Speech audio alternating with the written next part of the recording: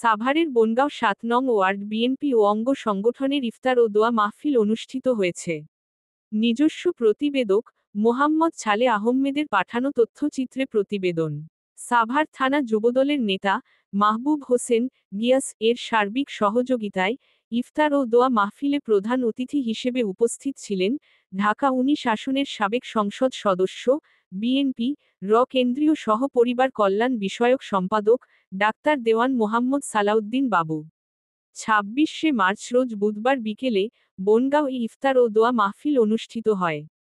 ইফতার ও দোয়া মাহফিলে বিশেষ অতিথি হিসেবে উপস্থিত ছিলেন সাভার থানা বিএনপির সাধারণ সম্পাদক গোলাম মোস্তফা, সাভার থানা বিএনপির সহ সভাপতি আব্দুল্লাহ আল মামুন, সাভার থানা বিএনপির সহ সভাপতি এখলাহ উদ্দিন, সাভার থানা বিএনপির সাংগঠনিক সম্পাদক আব্দুল্লাহ আবুল খায়ের, ঢাকা জেলা বিএনপির সাবেক যুগ্ম সাধারণ সম্পাদক অ্যাডভোকেট নাজিম উদ্দিন, সাভার থানা বিএনপির সাংগঠনিক সম্পাদক ইমতিয়াজ আহমেদ, সাভার থানা বিএনপির যুগ্ম সাধারণ সম্পাদক ও বনগাঁও ইউনিয়ন বিএনপির সাংগঠনিক সম্পাদক নাসিরুল ইসলাম নাসিম, বনগাঁ ইউনিয়ন বিএনপি সভাপতি মোহাম্মদ আবু সাইদ, বনগাঁ ইউনিয়ন বিএনপি সহ সভাপতি ও ওয়ার্ড বিএনপির সভাপতি মোহাম্মদ সালাউদ্দিন সহ ৭ নং ওয়ার্ড বিএনপির অঙ্গ সংগঠনের নেতাকর্মী ও স্থানীয় গণ্যমান্য ব্যক্তিবর্গ।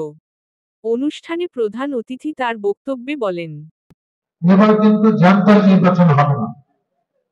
এবার এমন নির্বাচন হবে যে নির্বাচনে প্রত্যেকটি ভোটের মাধ্যমে তাদের যোগ্য জনপ্রতিনিধি নির্বাচন করবে। আমরা যেন ভোটারদের দিকে লক্ষ্য রাখি, ভোটারদের মনোবাসনা কি সেটার দিকে লক্ষ্য রাখি এবং তাদের সাথে যোগাযোগ রেখে যেন আমরা রাজনীতিটা করি। কারণ যারা যেরকম বাড়াবাড়ি করেছে ৫ই আগস্টে কিন্তু তাদের সেরকম অবস্থা হয়েছে।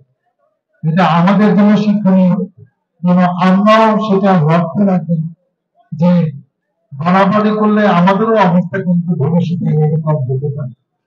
আমাদের প্রিয় নেত্রী বারবার নির্বাচিত প্রধানমন্ত্রী তিনি কিছুটা অসুস্থ। আপনারা জানেন যে তার চিকিৎসা করতে দেওয়া হয়নি, তাকে মিথ্যা মামলায় অভিযুক্ত করে ২ বছর তাকে জেলে আটকে রেখেছিল। তারপরে আরো বেশ কিছু তিনি ভাষায় গৃহবন্দী ছিলেন, এখন উনি ইংল্যান্ডে চিকিৎসা নিচ্ছেন।